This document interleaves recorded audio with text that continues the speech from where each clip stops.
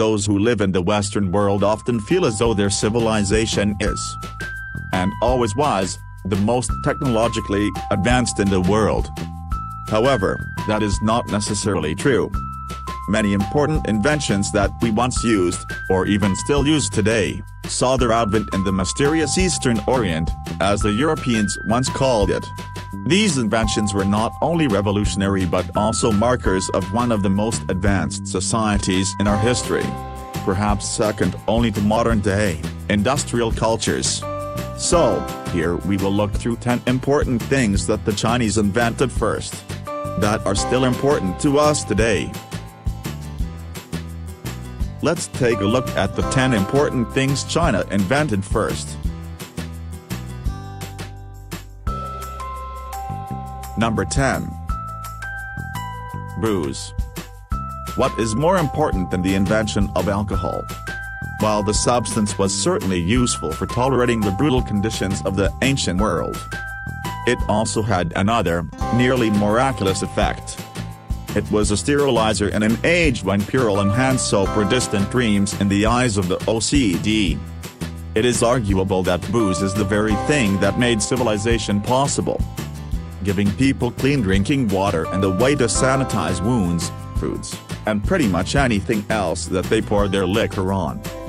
And of course, it was first invented in China. Nearly 9,000 years ago, as far as we can tell. In the late 1990s, archaeologists uncovered shards of broken pottery in northern China which had on them a strange residue. So chances are, those ancient folk were doing the same thing we still do, listening to music and get smashed with our friends. Number 9. Printing. Everyone knows Gutenberg, right? From the famous Bible to the project trying to spread free textbooks, the man behind this name is one of the most important figures in the development of modern European culture. Johannes Gutenberg's printing press helped shape modern Europe, and by extension, a great deal of the world. But guess what?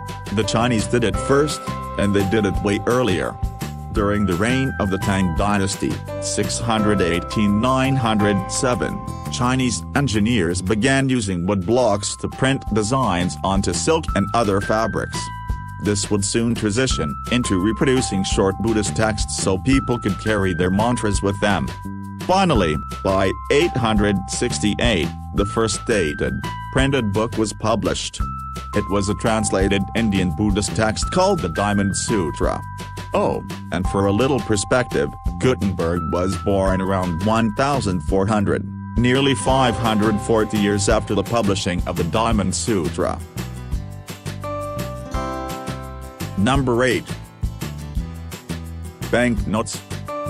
Not long after coming up with an efficient printing press, the Chinese invented banknotes. Now, one might ask, why are banknotes interesting? They're just lame pieces of paper. Well, they are important because we still use them today. Nearly all modern currency comes in the form of banknotes, pieces of colored paper that are given value by the very people who use them. Banknotes began to emerge in China, even before the publication of the previously mentioned sutra, in the 700s. As inflation and devaluation made Chinese currency inefficient and even annoying to use in bartering. So, they did the obvious thing and converted those gold coins into green Benjamins. Number 7. Papermaking. Now, how could a group of people invent printing and banknotes if they didn't also create something for that thing to get stamped on? Around AD 100, the Han Dynasty figured out how to make material on which they could write by using old rags, bamboo, hemp, and other fibrous plants and materials to make pulp. This pulp would then be filtered through a screen and allowed to dry, creating paper. While the rest of the world had things like parchment and papyrus before then. This paper would ultimately win out as the world's preferred method of recording information. It does not require specific storage conditions like papyrus, or specifically prepared animal hide, like parchment. Number 6. Rudder. The rudder. Probably amongst the most underappreciated part of any boat.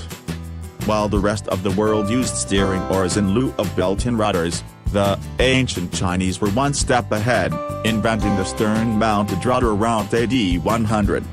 This useful implement allowed for careful and precise turning, something that the steering oar was not quite as capable of, considering the oar had to rely on one strong man not getting too tired to steer the boat. With the rudder attached, all it would take to turn the boat was the moving of a lever. Oh, and just for a little more perspective, the oldest recorded use of stern-mounted rudders in Europe was about 1,000 years later, in southern England. It looks like the Saxons got tired of having to turn their boats themselves. Number 5. Toothbrush.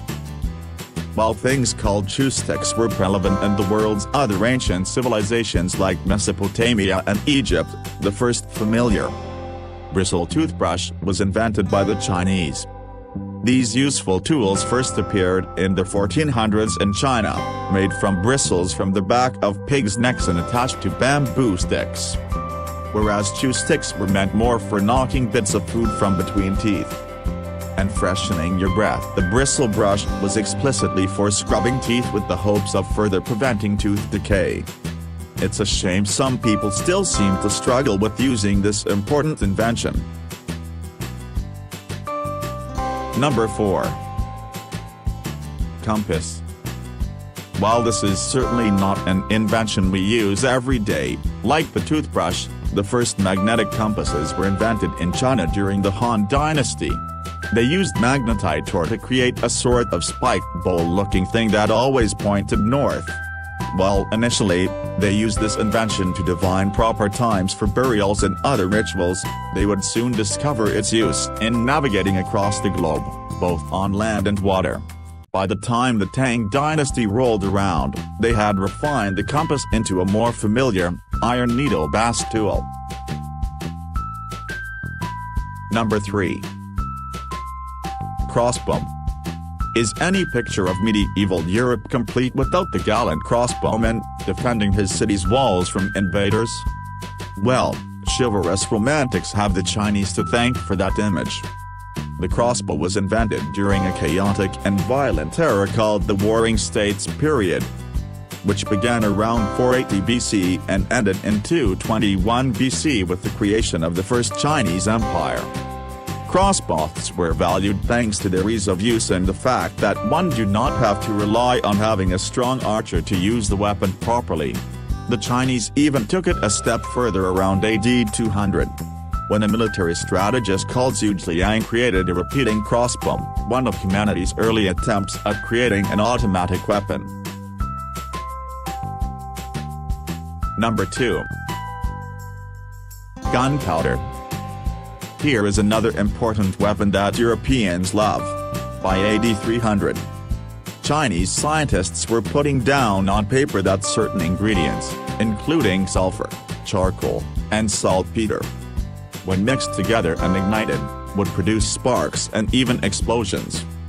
This would rapidly develop into a tool both for ceremony and for war, with some of the first inventions based around this explosive powder being colorful fireworks.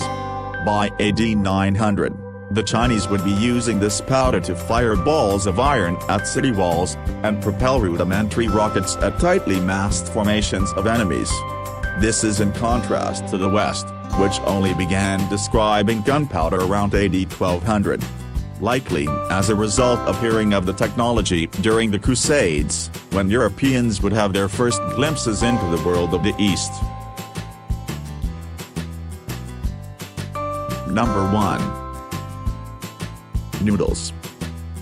While Italians have long claimed that they were the ones who invented the noodle, evidence that archaeologists have found in China suggests otherwise. In 2005, a sealed, preserved bowl of yellow noodles was found in Lejia, in northwestern China, underneath 10 feet, 3 meters, of dirt. This bowl of noodles is estimated to have been buried about 4,000 years ago.